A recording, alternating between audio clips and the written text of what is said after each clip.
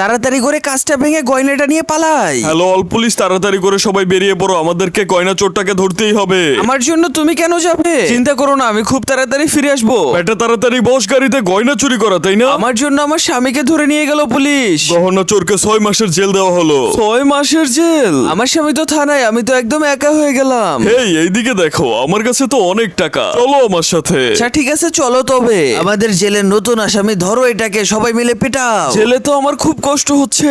আমার তো খুব ভালো লাগছে, শুধু টাকা আর টাকা। এই পাথর তো আমি টানতেই পারছি না। আজকে তো অনেক শপিং করেছি, সব শপিং এ আমার। আজকে তো আমি জেল থেকে বেরিয়ে যাব, আজকে তো আমার অনেক ভালো লাগছে। আমরা তো এখানে অনেক সুখে আছি, কিন্তু 1 মিনিট, এটা আবার কে? আরে কি দেখছি আমি, আমার বউ এটা কার সাথে?